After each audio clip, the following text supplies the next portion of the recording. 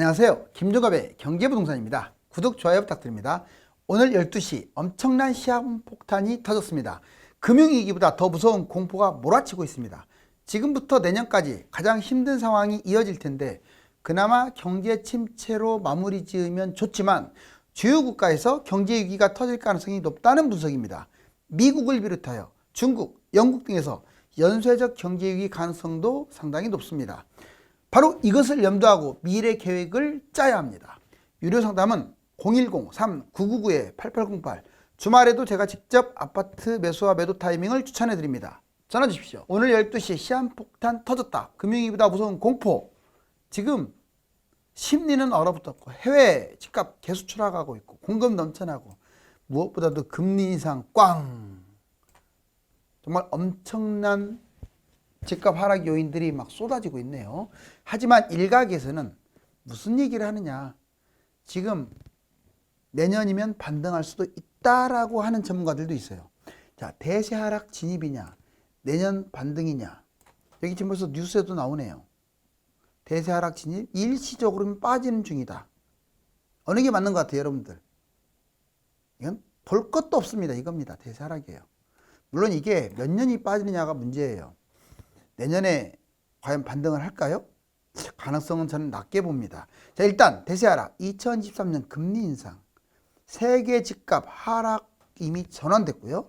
2023년에 경제 침체가 거의 확실해 보이고요. 이미 올해보다 내년이 미국이나 영국 같은 경우는 3배에서 5배 침체, 3기 폭탄, 우리나라 국내적인 요인으로 3기 신도시 폭탄, 이걸로 인해서 집값이 급락할 가능성이 크고요. 정부 정책, 오히려 정부는 긍정적인 정책을 펼지라도 하락의 신호탄, 하락의 확대밖에 두지 못합니다. 이제 내년 반등한다. 무슨 얘기하느냐? 23년 올해 정점을 찍고 내년에 금리 인하할 것이다. 물가도 안정된다. 미국 집값이 하락하는 데 한계가 있다. 왜? 미국은 지금 가격도 솔직히 냉정하게 싼 편이고 그 다음에 집이 모자란다. 2023년 확실하게 경제 회복한다. 그리고 1, 2년간 공급 부족이 이어진다. 제 아무리 3기 폭탄이라고 하지만 아직도 입주하려면 멀었다. 이게 불수 시기가 될 것이다. 정부 정책, 집값 상승 쪽으로 지금 방향을 틀지 않았느냐. 지금 살부치기 나름인데 각각의 일리는 의견입니다. 하지만 이거는 X로 보여지네요. 넘어가면 아파트 대폭락 중 서울, 경기, 인천, 지방 분석. 집값 조정 온다. 서울 3년, 지방 6년, 30% 빠질 것. 자, 아파트 대폭락. 먼저 이거 잘 보세요. 거기 사시는 분들. 앞으로 서울하고 경기, 인천하고 광역시 지방을 나눠 보겠습니다. 먼저 서울은 특징이 뒤늦게 많이 폭락을 하고 있어요. 지금 늦게 하락했죠. 신고가는 진짜 높아요. 뛸 때 너무 많이 뛰었어요. 기간 하락은 3년, 비교적 작고 회복은 2년. 신고가 무려 5년을 찍어버렸으니 얼마나 비싸겠어요. 그러니 4억대가 13억 언저리까지 왔죠. 가격 최고가 13억, 하락 6.5, 신고가 18억. 아마 이번에 최고가 13억 찍었던 게 하락하면 6.5까지 내려갈 거예요. 반토막. 다음에는 18억으로 신고가 찍고 간다. 근데 경기 인천은 좀 다를 겁니다. 특징, 경기 인천의 최대 악재는 3기 신도시 공급이에요. 얘 때문에 무진장이 폭락한 다음에 물론 서울도 영향은 받겠죠. 자, 신고가는 상대적으로 낮습니다. 기간은 하락 기간이 서울이 3년이면 얘는 5년간 갈 수도 있어요. 회복도 또 길어요. 신고가는 겨우 2년밖에 못 찍고 결국 가격은 7억, 3.5억, 9억. 물론 신고가는 찍을 것 같은데 서울에 비해서 조금밖에 못 찍죠. 광역시 볼까요? 특징 인구 급감, 장기 폭락. 얘들은 신고가를 기대하기도 어렵다. 물론 몇몇 아파트는 더 뛸 수도 있겠지만 기간 하락이 깁니다. 6년. 회복도 길고 신고가는 1년이거나 겨우 회복하는 정도. 가격 5억이라면 2.5까지 5억짜리도 반토막 납니다. 결국은 잘해야 5억이다.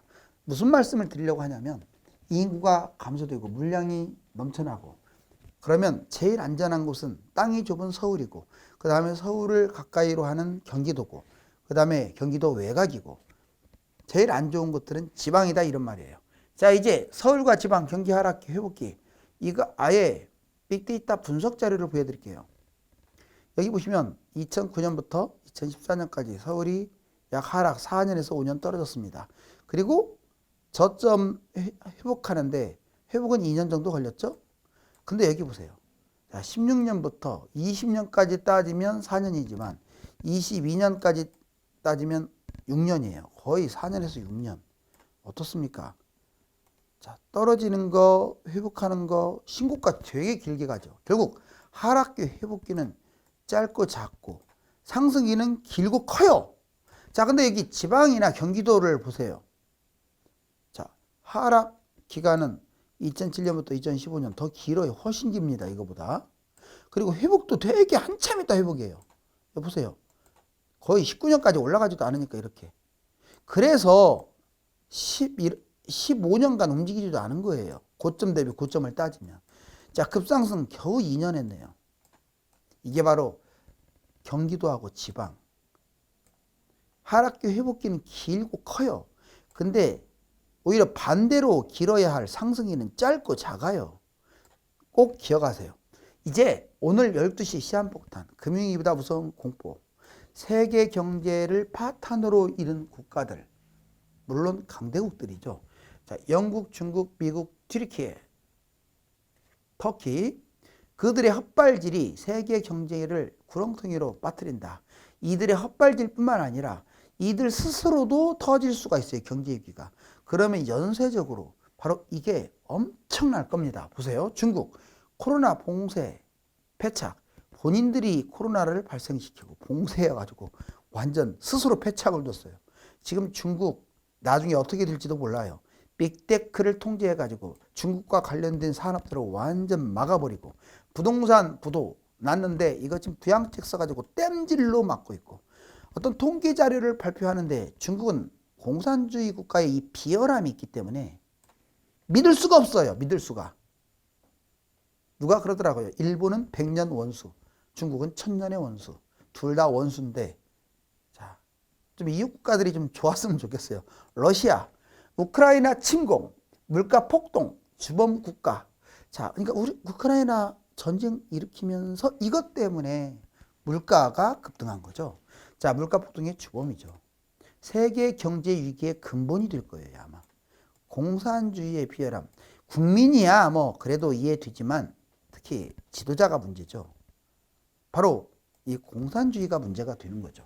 자, 이제 미국은 그러면 민주주의인데 세계 경제의 파수꾼 역할을 하느냐? 전혀 못하고 있죠. 자, 자기 나라 먹고 살기도 바쁜가 봐요. 뒤늦은 금리 인상.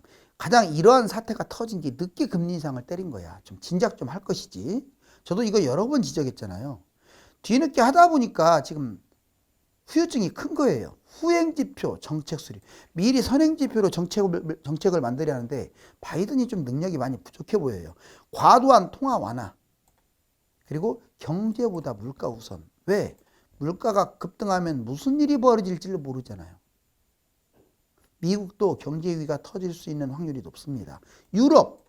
자, 영국 감세 정책이 재정 위기를 불러일으켰다고 지금 뉴스에서 계속 나와요.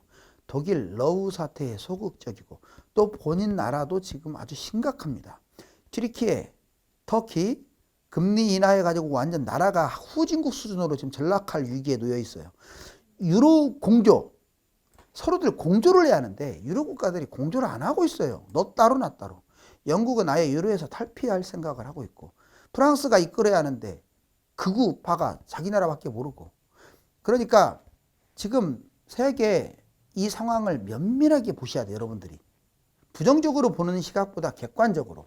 매도자라는 방법 아무리 내놔도 잘 팔리질 않네요. 자, 아까 심각한 이런 상황이 여러분들이 가지고 있는 집값 폭락을 가져올 겁니다. 그렇다면 또 다른 기회가 될 수도 있고 폭락을 최소화할 수 있는 안전장치를 마련할 수도 있어요. 먼저 그러려면 이제 매도를 잘해야 하는데 먼저 세 곳 이상의 매물은 내놔야 돼요. 단지내하고 번화가. 이건 직접 가서 좀 맛있는 거 싸가지고 가가지고 내놓으세요. 제가 쇠고기 사갖고 가서 내놓으라고 했어요.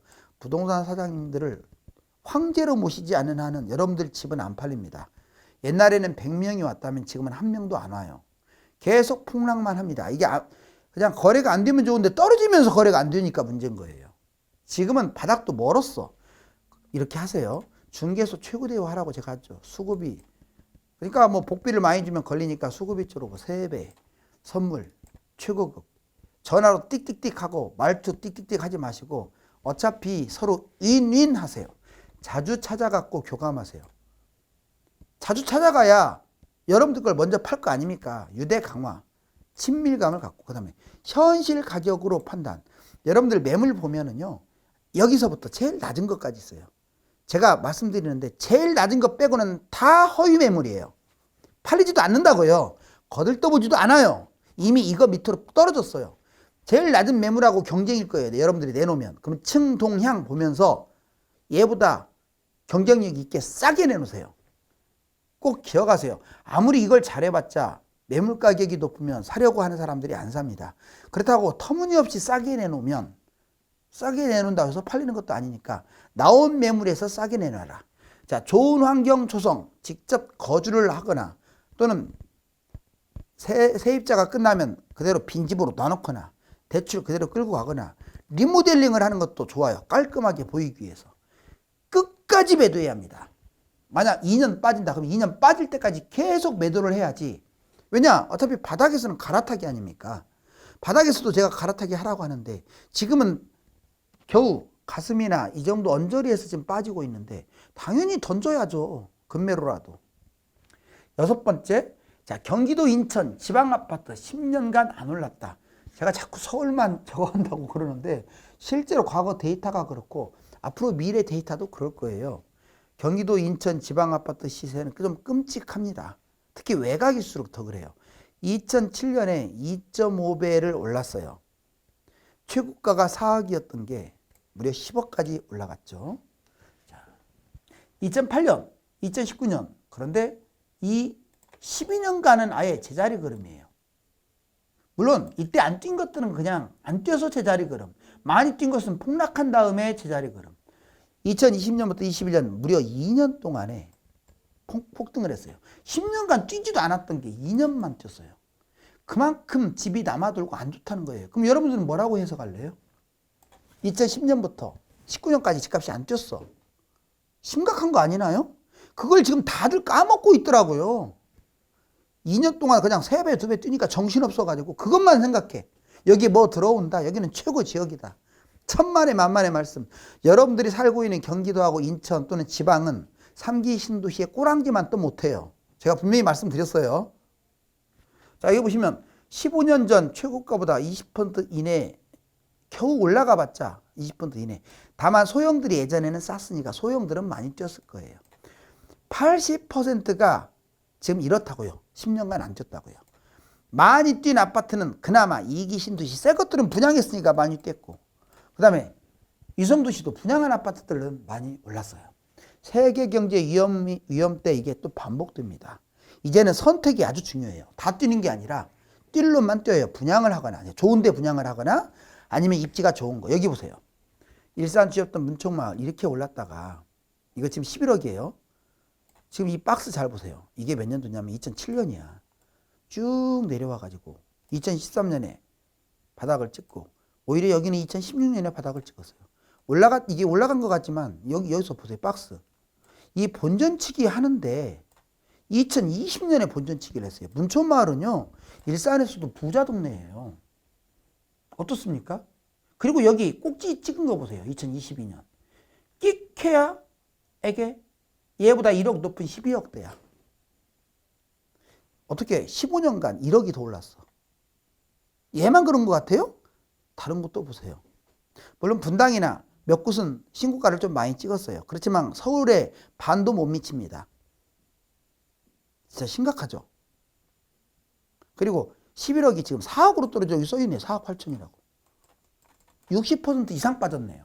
그러면 여러분들이 보유한 부동산이 이번에 길게 빠지면 60, 70% 빠질 수도 있겠구나라고 생각하고 매도를 생각해야 돼요. 자, 이제 서울 미래 입지. 이제 여러분들은 서울을 좀 분석 많이 하세요.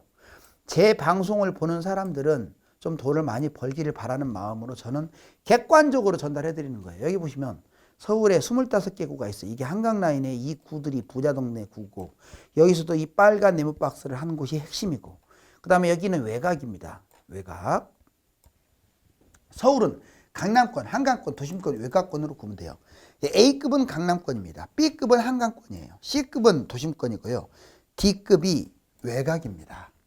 그러면 A급도 또 상중하로 나누세요. 앞으로 내가 돈이 많다. 그럼 여기로 가세요. 반포, 잠원, 압구정, 청담, 삼성, 잠실로 빠지세요. 특히 반포하고 압구정으로 빠지세요.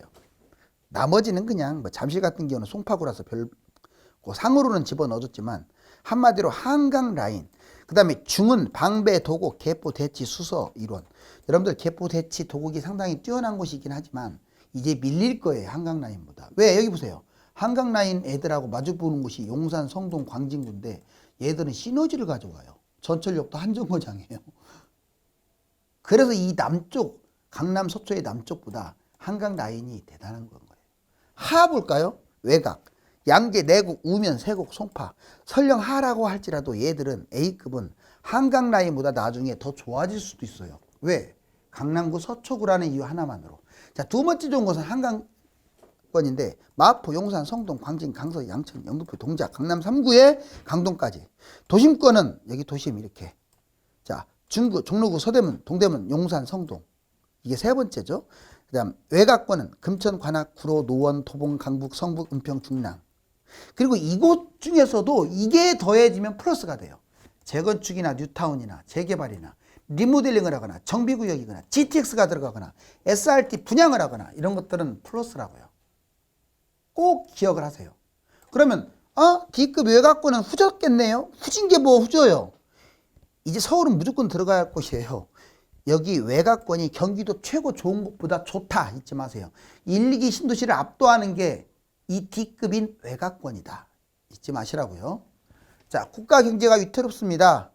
지금 상당히 아까 주요 국가에서 금융위기가 터질 수도 있다고 했는데 다중채무자 38만 명, 이익금융권, 그리고 은행도 아닌 곳, 금리 높은 곳 61.7조, 7%, 부채가 183조, 2030 영끌 20대 40조, 33%고 30대 215조. 어우, 엄청나네요. 하우스푸어 위기. 주식하고 집 상투에 매입해서 아주 위험해요. 자, 자영업자들 개인사업자 채무가 664조. 이자 보상 비율 10곳 중 5곳. 무려 50.9%. 가계부채는 얼마나 심각합니까? 1806조. 엄청나죠? GDP 대비 106이 넘어갔어요. 변동금리 77%로 대부분이 살인적인 이자. 대출금리 4에서 7%. 자, 주요국 1위다. 부동산 과거 대폭락 빼다다 닮았어요. 예전에 폭락장 몰라요? 이게 0인데 이거 일본 빠졌을 때요. 잃어버린 40년인데 90년 우리나라도 빠졌어요. 이게 1기 신도시가 분양을 하고 상황이 안 좋아져서 빠졌었어요. 2차 IMF 때 빠졌죠. 이렇게. 이 노란 선 밑으로 빠졌죠. 엄청 빠졌네요. 그 다음에 또 올라갔다가 3차. 자, 미국발 금융위기 때 좀 회복하는 듯 하더니 결국 빠졌어요. 4차. 자, 문재인 정부 때 올라갔다가 빠졌어요.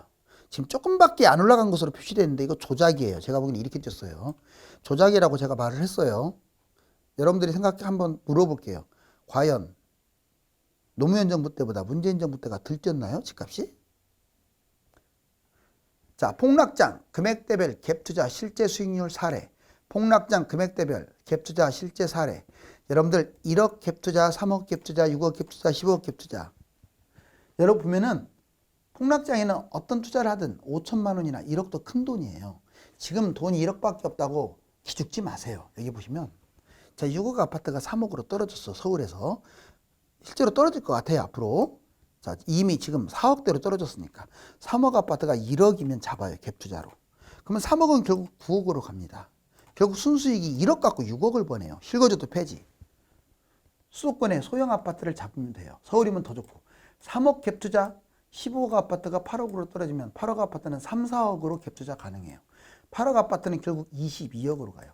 순수익이 15억이네요. 세상에. 3, 4억 갖고 15억을 벌어요. 예를 들면 서울의 아파트들 한강변 라인이라든가 뉴타운. 자, 6억 갭투자 30억 아파트가 15억으로 떨어졌다. 15억 아파트는 6억이면 잡아요. 6억이나 7억.